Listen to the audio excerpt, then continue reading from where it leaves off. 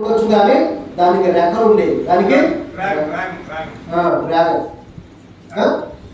చూసారా? ఆ డ్రాగన్లో కూడా చూడండి ఏంటంటే వాటి నోటు నుండి ఏమొస్తుంది? అగ్ని. వాటి నోటు నుండి అగ్ని వస్తుంది.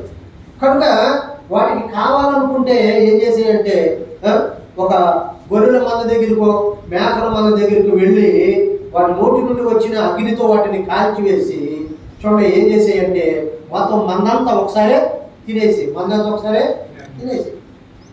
అలా చూడండి కొన్ని విధానాలుగా దేవుడు వాటి వలన మనుషులకే అపాయము దాగి ఉందని వాటిని లేకుండా చేశాడు.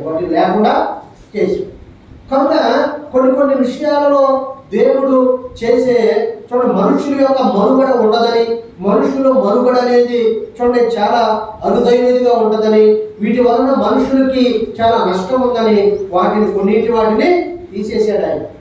కనుక ఇప్పుడు మనం చూస్తాం బైబిల్లో దావీదు గొలియాతును చంపాడు. అతనికి ప్రతి చెయ్యికి 6 వేళ్ళు ఉంటాయి, కాడక 6 వేళ్ళు ఉంటాయి.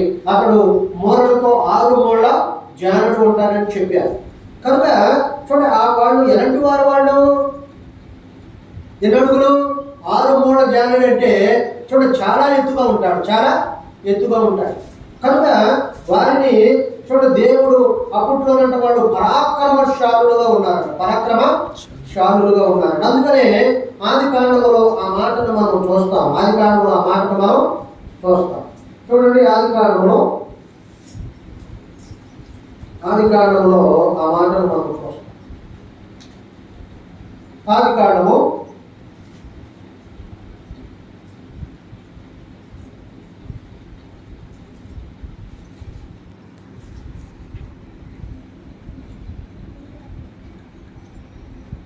6వ అధ్యాయము 4వ వచనం.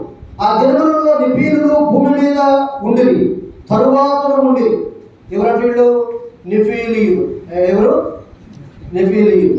ఈ నెఫీలీయులు అనేవారు చూడండి అమాలేకీయులు కానీ, ఫిలిష్తీయులు కానీ, అషూరియులు కానీ వీళ్ళంతా కూడా ఈ నెఫీలీయులకు సంబంధించిన సంతతి. అంటే వారి నుండే వీరు వచ్చారు. నెఫీలులో నుండే వీళ్ళు వచ్చి ఉన్నారు. కనుక తరువాత ఉండి దేవుని కుమారులు నరుల కుమారులతో పోయినప్పుడు వారికి పిల్లలు కలిగి పూర్వకాలమందు పేరు పొందిన శూరులు వీరే.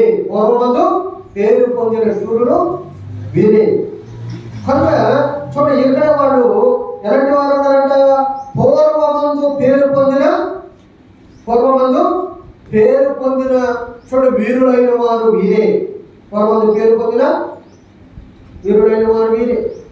కనుక ఇక్కడ చూడండి జరుగుతున్న పరిస్థితులను బట్టి దేవుడు ఏం చేశాడంటే కొన్ని విషయాలని చూడండి మరుగుపరిచాడు.